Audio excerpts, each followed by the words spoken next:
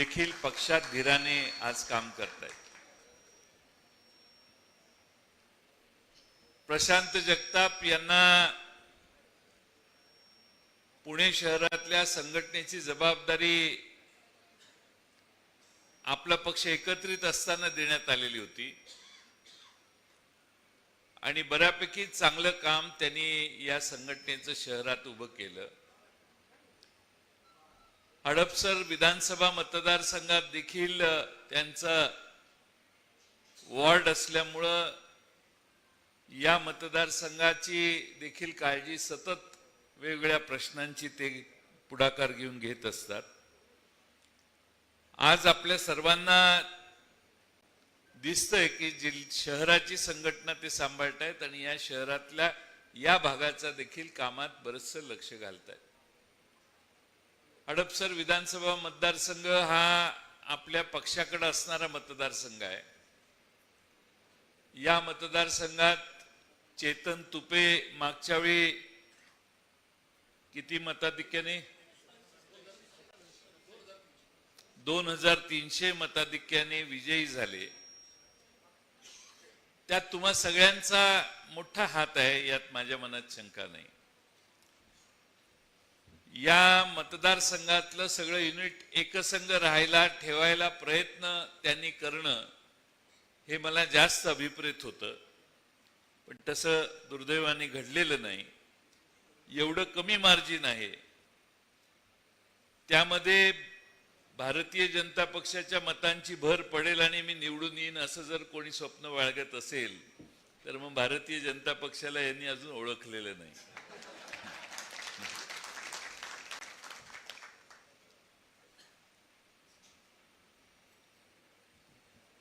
एखादा अचानकच मध्ये अपक्ष उभा राहिला तर मला आश्चर्य वाटणार नाही आणि म्हणून आपण आपल्या मतदारसंघात या राष्ट्रवादी काँग्रेस पक्ष शरदचंद्र पवार या पक्षाचा उमेदवार पुढच्या वेळी निवडून आणण्यासाठी कंबर कसली पाहिजे। लोक आपल्या बरोबर आहेत, लोकांची भूमिका सहानुभूतीची आहे। पवार साहेबांच्या बद्दल असणारा अतोनात आदराचा भाग आणि तुमच्या सगळ्यांचे कष्ट जर एकत्रित झाले तर या मतदारसंघात प्रशांत जगताप तुम्ही 100% विजय मिळवू शकाल असा माझा स्वतःचा विश्वास आहे। यासाठी काय केलं पाहिजे म्हणून मी मगाशी जास्तीत जास्त लोकांनी बोलावं हे का सांगत होतो, तर मला अशी अपेक्षा होती की मी माझ्या बूथवर हे काम केलंय, मी माझा बूथ असा बांधलेला आहे असं कोणीतरी म्हणेल। जे 2 मिनिटं 3 मिनिटं चाललेले त्यात मी हे शोधत होतो की कोणीतरी असं म्हणेल की मी माझा बूथ बांधलाय, मी 5 बूथ बांधले, 10 बूथ बांधलेत। बाकीची तत्व सगळ्यांनाच माहिती आहेत, मी फार सुंदर भाषण करेन, पण मूळ मुद्दा खाली सैन्य असलं पाहिजे। खाली जर सैन्य नसलं तर अटल बिहारी वाजपेयी आयुष्यभर चांगली उत्तम भाषणं करायची, पण त्यांची सत्ता शेवटी आली। त्यामुळं खाली बूथवर जर माणसं असली तर ती कशी असली पाहिजेत। मी आता 5 वर्ष किती महिने अध्यक्ष होतो, आता ते विचारायला पाहिजे तिकडं, पण जेवढा काळ होतो तेवढा काळ मी बूथ कमिट्या बांधणं म्हणून सगळ्यांना सांगत होतो। आणि मागच्या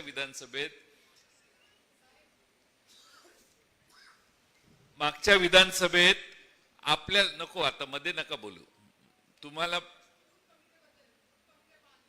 बसा मी आता स्पष्टीकरण विचारत नाही। ज्यावेळी संधी मिळालेली त्यावेळी प्रत्येकाला संधी देण्यात आलेली होती।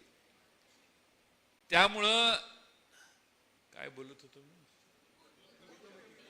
नाही, मागच्या विधानसभेच्या निवडणुका ज्यावेळी झाल्या त्याच्या आधी बूथ कमिट्यांचा मी आग्रह धरत होतो।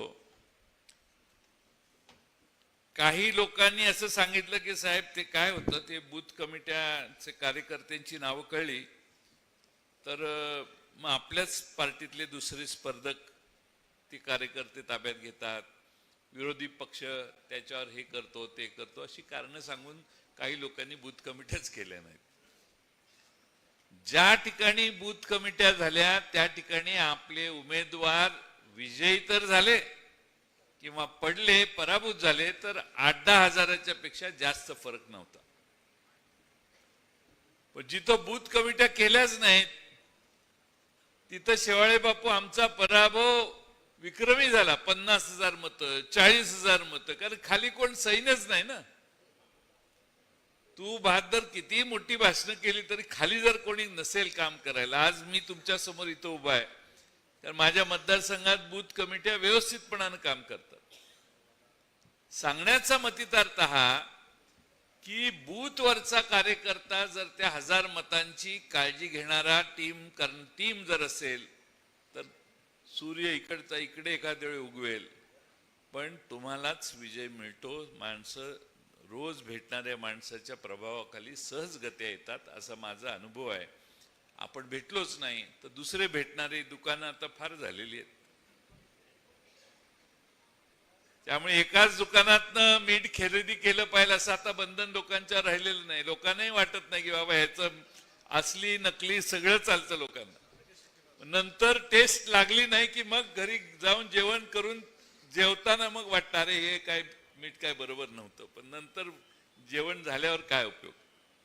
आणि म्हणून माझी पहिली कळकळीची विनंती आहे, विधानसभा अध्यक्ष कोण आहे तिथं? प्रवीणजी, तुम्हाला कळकळीची हात जोडून पाहिलं तर साष्टांग नमस्कार घालून विनंती करतो, बूथ कमिट्या करून द्या मला. तेवढ्या बूथ कमिट्या केल्या ना की तुमचा पराभव होणार नाही, तुम्ही विजयीच व्हाल. पण बूथ कमिट्या म्हणजे काय? प्रत्येक बूथवर 10 कमीत कमी म्हणतो मी, पण 15-20 कार्यकर्ते असतील तर ते बूथचे सदस्य पाहिजेत. महिला त्यात 3, 4, 5, 6, 7, 8 जेवढे असतील त्या बूथवरच्या त्या पाहिजेत. आणि त्यांनी मतदार वाटून घ्यायचे. महिलांना सगळी घरं द्यायची आणि चुलीपर्यंत आमच्या महिला भगिनी गेल्या पाहिजेत आणि सांगितलं पाहिजे महागाई वाढलेली आहे, रुपयाचं अवमूल्यन झालेलं आहे, पेट्रोलच्या किमती वाढल्या, डिझेलच्या किमती वाढल्या, तुझ्या समोरचा गॅस पण आता 1100-1200 रुपयावर गेला, सबसिडी काढून घेतलेली आहे. बेकारी, तुझ्या पोराला नोकरी न लागण्याचं कारण काय तर देशात बेकारी 11% गेलेली आहे. जे म्हणाल ते त्या चुलीपर्यंत जाऊन सांगणाऱ्या प्रत्येक बूथवर 2-4 तरी महिला पाहिजेत.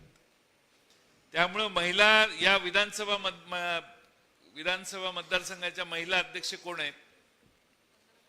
तुम्हाला तर विनंती आहे, बसा तुम्ही, की तुम्ही प्रत्येक बूथवर जाऊन फिरा. 4-5 आणि सुशिक्षित महिला आपल्या बूथ कमिटीवर पाहिजेत. ग्रुपमध्ये मागं फिरणाऱ्या नको, त्याचा काय उपयोग नाही.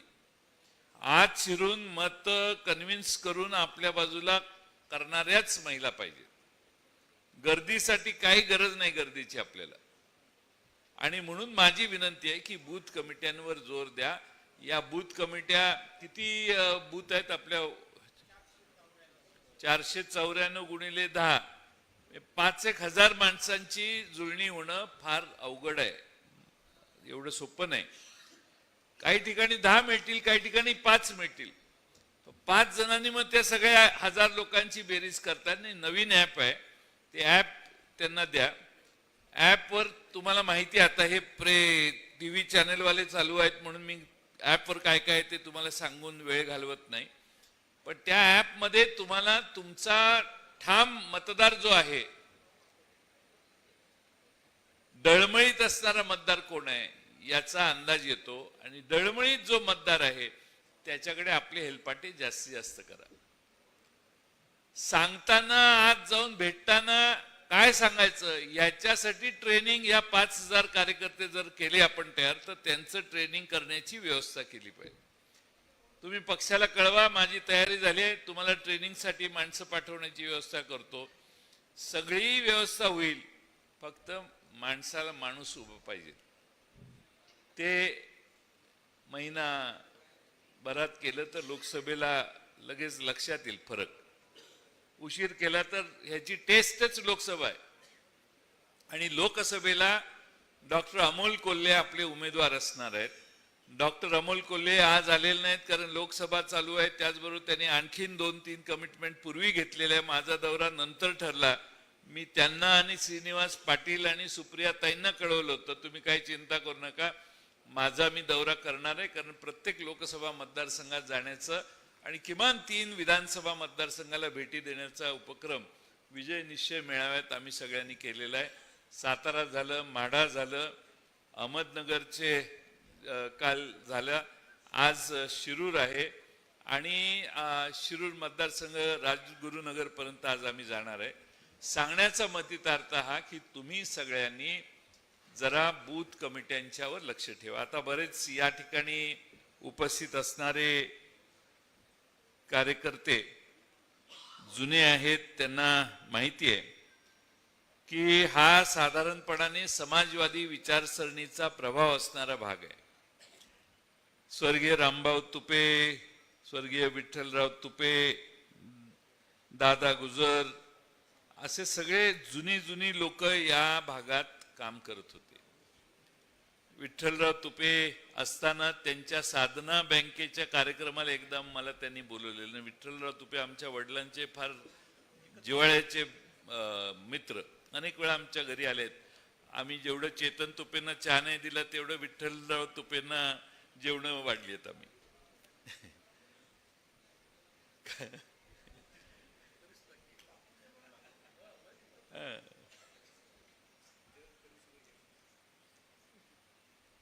त्यामुळं या भागामध्ये समाजवादी विचारसरणीला नेहमी या भागाने आधार दिलेला आहे.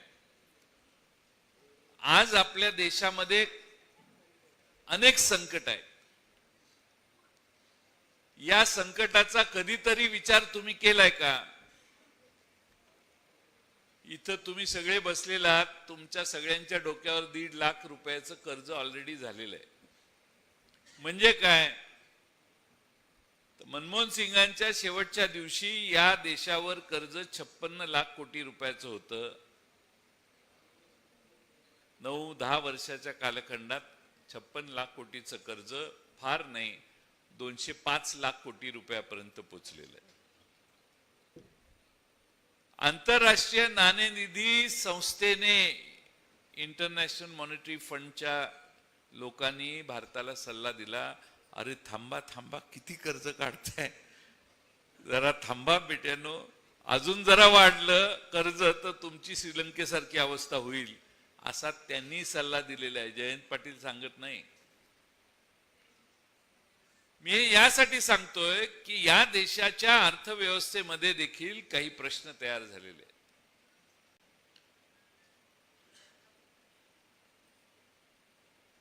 या देशामध्ये बेकारीची समस्या आजपासून उभी राहिली आहे. 10.9 मगाशी मेहबूबने सांगितलं 11% ही रेकॉर्डवर. अनऑफिशियली तर हा आकडा 20-25% असेल असं माझं मत आहे. महागाई उच्चांक याच काळात गाठण्यात आलेला आहे. या देशाचे राज्यकर्ते सांगतात की आम्ही 25 कोटी लोकांना दारिद्र्य रेषेतून वर उचललेलं आहे, दारिद्र्याच्या वर आले ते आता. आणि त्याच वेळी या देशातले राज्यकर्ते सांगतात की 80 कोटी लोकांना आम्ही मोफत धान्य देणार आहे, रेशन देणार आहे. जर 25 कोटी लोक वर आली असतील आणि ऑलरेडी पूर्वीची काहीतरी वर असतील, तेवढी वगळून तरी सांगायची.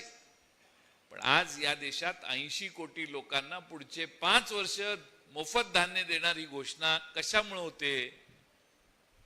तर परिस्थिती तुमची राजकीय दृष्ट्या बरी नाही अशी शंका घ्यायला मोठा वाव आहे. आज या देशामध्ये सुप्रियाताईंनी भाषण केलं. त्यांनी सांगितलं की वंदे भारत ना रेल्वे, त्या वंदे भारत रेल्वे चांगले आहेत पण मोकळ्यात जायला लागले.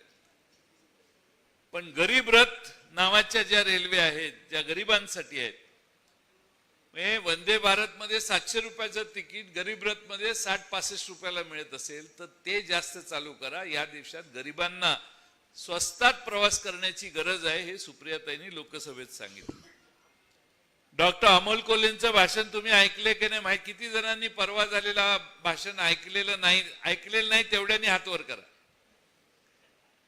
ऐकलेलं नाही त्यांनी हात वर करा. हे सगळ्यांनी ऐकले. या देशात काय चाललेलं आहे? रामाच्या देवळाच्या पहिल्या पायरीवर काय, दुसऱ्या पायरीवर काय, सगळ्या पायऱ्यांवर काय काय आठवलं त्यांना, हे त्यांनी सांगितलं कवितेतून. नुसत्या महाराष्ट्रात आणि नुसत्या शिरूर लोकसभा मतदारसंघात नाही, देशभर ते व्हायरल झालं भाषण. गायकवाड साहेब ऐकलं की नाही तुम्ही? सगळीकडे गेलं. या देशामध्ये परिस्थिती काय याचं थोडक्यात वर्णन त्या भाषणाचं आहे. आज आपल्या सगळ्यांना या देशामध्ये चीन इकडं भारतात शिरलेला आहे, आणखीन काही प्रश्न आहेत. या सगळ्या गोष्टींचा तुम्हाला सगळ्यांना अभ्यास आहे, मी त्याचा पुनरावृत्ती करणार नाही. पण तुमच्या खिशातल्या पैशाचं मोल काय हे एकदा तुम्ही जाणून घेतलं पाहिजे. 14 साली मला वाटतं रुपया $1 खरेदी करायला भारतातल्या मला वाटतं 63 रुपये का काहीतरी लागायचे. त्यावेळी भाषणं अशी व्हायची कि देश का रुपया गिरता ही चला गया और ये सिर्फ आर्थिक कारणों की वजह से नहीं, तो आपकी भ्रष्ट राजनीति जो चली है दिल्ली से, उसके कारण से हुआ है. आता 62 रुपये $1 आपण मोजत होतो. आता त्याच $1 83 रुपयापेक्षा जास्त रक्कम मोजावी लागते. म्हणजे 10,000 रुपये त्यावेळी कमवणारा माणूस आज जर 10,000च कमवत असेल तर त्याचं मूल्य कदाचित 7,500-8,000 रुपये असेल. तुमचे 10,000 रुपये घरात जेवढ्या वस्तू खरेदी करत होते त्यापेक्षा कमी वस्तू आज ते 10,000 रुपये तुम्हाला घरी आणून देतात. त्यामुळे तुमच्या देशातल्या रुपयाचं अवमूल्यन झालं, म्हणजे आपलं अवमूल्यन झालं. आपली पत घसरली आणि त्यामुळं देशामध्ये फार मोठ्या प्रमाणात आपल्याला त्याचे परिणाम हे आता दिसायला लागलेले आहेत. हे आपण सगळ्यांनी लक्षात घेतलं पाहिजे. मगाशी सांगितलं आपल्या राज्यातले प्रकल्प बाहेर गेले. आता 29 जानेवारीला सकाळीच मी बघितलं, 29 जानेवारीला मुंबईतलं ते डायमंडचं एक सेंटर होतं ते तिकडे गेलं म्हणे. मधल्या काळात ते क्रिकेटची मॅच फायनल आयपीएल होती, त्यात वर्ल्ड कप जगातली क्रिकेट इकडे आली. मुंबई शिवाय कुठं जायची नाही, ती तिकडे गेली अहमदाबादला. आता फिल्म सिटी पण जाईल असा माझा अंदाज आहे. कारण नाही जाणार, 29 तारखेला होणार आहे. फिल्मफेअर अवॉर्डही तिकडे गेले. म्हणजे फॉक्सकॉन गेलं. ते फॉक्सकॉनने प्रकल्पच शेवटी घाबरले आणि ते बहुतेक प्रकल्पच केला नाही त्यांनी. पण फॉक्सकॉन जर इथं असतं तर फार प्रचंड प्रगती या राज्यातल्या या 2-4 जिल्ह्याची झाली असती. आणि म्हणून आपण सगळ्यांनी या सगळ्याचा थोडासा अंतर्मुखून विचार केला पाहिजे. महाराष्ट्राबद्दल काय बोलायचं, बोलण्यासारखं आता काही राहिलंय का हा प्रश्न कधी कधी मला मनाला भेडसावतो. तुम्ही सगळ्यांनी अनेक वेळेला मेहबूब शेख भाषण करतात. आज काय मी ऐकलं नाही त्यांचं, आता बंद झालं ते वाक्य. ते म्हणायचे की महाराष्ट्राचा बिहार करायचं ठरवलंय काय. ए बेट्या म्हटलं गप्प बस. का म्हटलं? म्हटलं महाराष्ट्राचा बिहार करायचं ठरवलेलं नाही, महाराष्ट्राचा बिहार झालेला आहे. आपण लय पुढे गेलो त्याच्या. पोलीस स्टेशन मध्ये जाऊन एखादा आमदार जर गोळीबार करत असेल, तोही सत्तेत असणाऱ्या दुसऱ्या पार्टीच्या पदाधिकाऱ्यांच्यावर करत असेल, का केला, कसा केला, काय केला, कशामुळे झालं, हा पुढचाच प्रश्न आहे. त्याच्यावर आलं तर नवीन प्रश्न तयार होतील. गोळीबार करणारे आमदार काय म्हणतात? मुख्यमंत्र्यांनी उद्धव ठाकरेंच्या सोबत गद्दारी केली, ते भाजप सोबतही गद्दारी करणार आहेत. मुख्यमंत्र्यांनी दुसऱ्यांचे आयुष्य खराब केले, ते मुख्यमंत्री असेपर्यंत महाराष्ट्रात फक्त गुन्हेगार पैदा होतील. महाराष्ट्रात गुंड घडवण्याचे काम ते करतात. त्यांनी माझे करोडो रुपये खाल्ले, त्यांनी आणि त्यांच्या मुलाने सगळीकडे भ्रष्टाचार करून ठेवला आहे. काही चर्चा चालू आहे का टेलिव्हिजनवर ह्याची? त्या दिवशी दाखवल्यानंतर कोणी परत रिपीट केले? हे जर आमच्या बरोबर बद्दल असतं तर धुरळा उडला असता.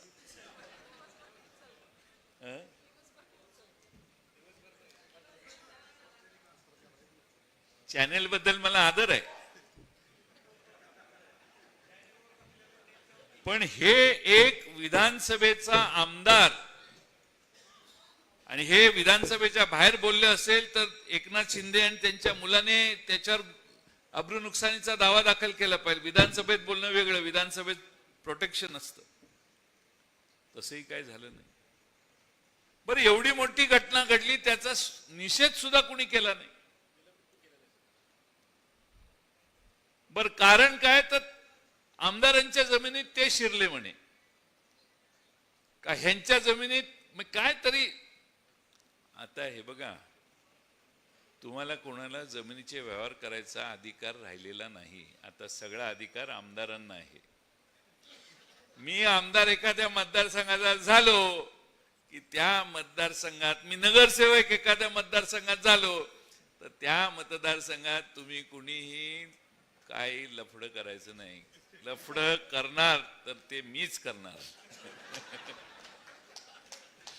जमिनीचं तुम्ही तिकडे जमीन खरेदी केली तर मला विचारले, अहो नगरपालिकेमध्ये एखादं काम मंजूर करून आणलं एखाद्याने तर त्या नगरसेवकाला विचारल्याशिवाय कॉन्ट्रॅक्टर ठरत नाही. काय चाललंय? मला देवेंद्र फडणवीस यांच्याकडून फार आशा होती. असे जे ऍडमिनिस्ट्रेटिव्ह घोटाळे चालू आहेत खालच्या स्तरावर, त्याच्यात त्यांनी खरं लक्ष घालायला पाहिजे होतं. दुसऱ्यांच्याकडून मी काय अपेक्षा करत नाही, पण किमान देवेंद्र फडणवीसांच्याकडून मला ही अपेक्षा होती की त्यांनी हे जे खालच्या स्तरावर प्रचंड भ्रष्टाचार चालू आहे, टक्केवारी घेणे देणे, आता त्या कॉन्ट्रॅक्टरनी काय केलं माहितीये का तुम्हाला? कॉन्ट्रॅक्टरने एक मुख्यमंत्र्यांना आणि 2 उपमुख्यमंत्र्यांना अर्ज दिलेला आहे. त्याने असं सांगितलेलं आहे की आम्हाला कॉन्ट्रॅक्ट मिळतंय, बरीच कामांची टेंडर काढलेत, आम्ही कॉन्ट्रॅक्ट घेतलं की तुमच्या सत्तारूढ पक्षातले जे 2 पक्ष आहेत, 3 आहेत, त्यातला 2 कुठंतरी असतातच. एक जण आम्हाला काम करायला सांगतो, दुसरा गट अडवतो. त्यांच्या भांडणामध्ये आम्हाला काम करता येत नाही. एवढा वेळ होतो की आम्हाला विलंबाचे चार्ज बसतात आणि आम्हाला विलंबाचा दंड बसतो. आम्हाला दम दिला जातो, आम्हाला बोलवलं जातं, धमक्या दिल्या जातात, प्रसंगी मारहाण देखील होते. त्यामुळे आम्हाला वाचवा, नाहीतर 15 फेब्रुवारी नंतर आम्ही काही महाराष्ट्रात काम करू शकणार नाही. हे जे बिहारचं चित्र आहे ना, बिहारच्या पलीकडे आपण गेलो ते ह्याच्यामुळे सांगतोय मी. मुख्यमंत्री आणि दोन्ही उपमुख्यमंत्र्यांनी बसलं पाहिजे आणि ह्याच्यावर उपाययोजना केल्या पाहिजे. एखाद्या ठिकाणी पूल बांधणं, रस्ता बांधणं, गटर बांधणं म्हणजे राज्य चालवणं नाही. महाराष्ट्रातली आर्थिक सामाजिक व्यवस्था टिकली पाहिजे, हा प्रयत्न या लोकांनी करायला पाहिजे. पण तसं होताना दिसत नाही. काल परवा एक सत्तेत असणारे आमदार आमच्या एकनाथ शिंदे गटाचे दिसत आहेत, त्यांनी सांगितलं की छगन भुजबळ यांच्या पेकाटात लाथ घालून त्यांना हकलून द्या मंत्रिमंडळातून. कंबरड मोडा का? ठीक, काय वाक्य, भावार्थ तोच आहे. शब्द बदलले तर ते दुरुस्त करून घ्या, माझे काय म्हणणं नाही. ज्या छगन भुजबळ साहेबांच्यावर आम्ही इतके वर्ष काम केली, आम्हाला वाईट वाटतं. असल्या सत्तेला लात मारून त्यांनी बाहेर पडायला पाहिजे होतं आतापर्यंत. एक तुमच्या सरकारला पाठिंबा दिला म्हणजे मंत्र्याला पाठिंबा दिला, त्या मंत्रिमंडळाच्या मंत्र्यांच्या बद्दल अशी भाषा एक आमदार वापरू शकतात. मुख्यमंत्री कधी म्हटले का त्या आमदाराला, हे तू हे केलंस हे बरोबर नाही बोललास ते? दोन उपमुख्यमंत्री आहेत, ते कधी बोलले का की छगन भुजबळांना तुम्ही का असं बोलला म्हणून? ऐकलं का कधी? असं ऐकलं का तुम्ही? या महाराष्ट्रामध्ये हे दुर्दैव आहे की कोणत्या स्तराला सत्ता टिकवण्यासाठी किती आमदारांना सांभाळायचं. सत्ता टिकवण्यासाठी इतक्या आमदारांसाठी सरकार आमदारांच्या पुढं काय शब्द वापरायचा, लोटांगण नाही, ओशाळलेलं आहे, शरण गेलेलं आहे. हे चित्र महाराष्ट्रातलं दुरुस्त झालं पाहिजे.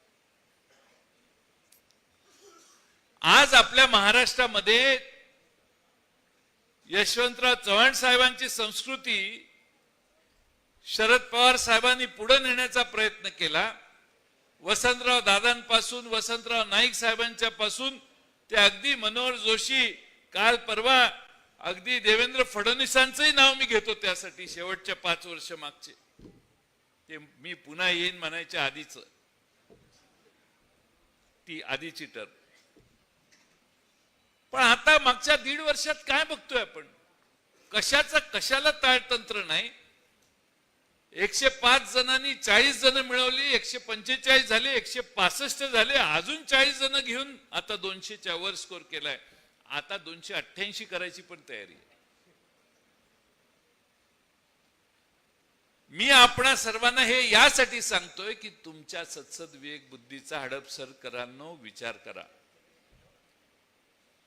राज्य येतात आणि जातात, आपण कोणत्या दिशेने जायचं, कोणत्या विचाराच्या मागे राहायचं, आणि हे सगळं म्हणजे आता अलीकडं काय आहे की ते कॉन्ट्रॅक्टर आहेत, ते कॉन्ट्रॅक्टरना एक सल्ला देतो. आता आपल्या सभेला तर काही कॉन्ट्रॅक्टर कुठं फारशी येत नाहीत, पूर्वी यायची, आपलं सरकार होतं त्यावेळी. आता सगळे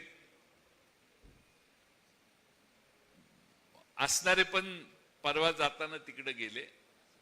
त्यांना सगळ्यांना मित्रांना तुमच्या सल्ला द्या. 20 कोटीचं टेंडर निघालं की झटकन टेंडर मिळालं की खुश होतात. टेंडर मिळायच्या आधी काय थोडासा खर्च करतातच ही लोक, आणि मग ते काम घेतल्यानंतर बजेटमध्ये जर 20 कोटीतले जर 5 कोटी असतील तर ते 5 कोटीचं काम बजेटमध्ये जेवढं आहे तेवढंच करायचा सल्ला द्या तुम्ही. 5 कोटीच्या वर जर खर्च त्यांनी पुढचं काम केलं तर पुढचे पैसे मिळायची शक्यता नाही. कारण सरकारने बजेटपेक्षा 1,60,00,000 कोटी रुपये जास्त जाहीर केलेले आहेत, अतिरिक्त खर्च जाहीर केलेला आहे. त्यामुळं तुम्हाला आज वर्क ऑर्डर मिळेल, पण ती काम पूर्ण करायला कदाचित 3 वर्ष, 3.5 वर्ष, 2 वर्ष जातील. आणि म्हणून आपण सगळ्यांनी जरा डोळस असलं पाहिजे. लोकसभेच्या निवडणुका आहेत, परत विधानसभेच्या निवडणुका आहेत. आपण सगळ्यांनी पवार साहेबांच्यावर काम करण्याच्यासाठी गेले अनेक वर्ष अनेकांनी खस्ता खाल्ल्या. राष्ट्रवादी काँग्रेस पक्ष म्हणून आपण जे पूर्वी काम करत होतो ते सगळेच आज या नव्या राष्ट्रवादी काँग्रेस पक्ष, शरदचंद्र पवार या पक्षाचा आजपासून काम करायला सुरुवात झाली. आणि पहिला कार्यक्रम आहे या बोर्डाचा पहिला कार्यक्रम आहे. आणि त्यामुळं आपण सगळ्यांनी एक बारकाईनं बघितलं पाहिजे की आपली संघटना जागेवर आहे का, आणि असेल तर ती बांधावी. हे सगळं मी मगाचपासून सांगतोय, त्यापेक्षा बरंच काही सांगण्यासारखं आहे, पण आज मी तुमचा वेळ घेणार नाही. माझी कळकळीची विनंती आहे की संघटना खाली तळागाळापर्यंत पोचवा, आणि ती पोचवण्यात बऱ्याच वेळेला तुमच्या आता असा अनुभव येईल की काही त्या वॉर्डातली त्या बूथवरची लोक तिकडं काम करतात. आपले जुने होते ते तिकडं गेले, त्यांनाही इकडं तळागाळातल्या लोकांना तुमच्यावर काम करण्याची प्रेरणा हळूहळू तयार होईल. त्यामुळं आपल्याला जास्तीत जास्त मतं कशी मिळतील, शिवसेना काँग्रेस हे दोन्ही पक्ष आपल्या बरोबर आहेत आणि त्यामुळं या मतदारसंघात आपण 100% विजयी होऊ असा मला विश्वास आहे. लोकसभेला देखील आपले माननीय डॉक्टर अमोल कोल्हे यांनी लोकसभेमध्ये जी भूमिका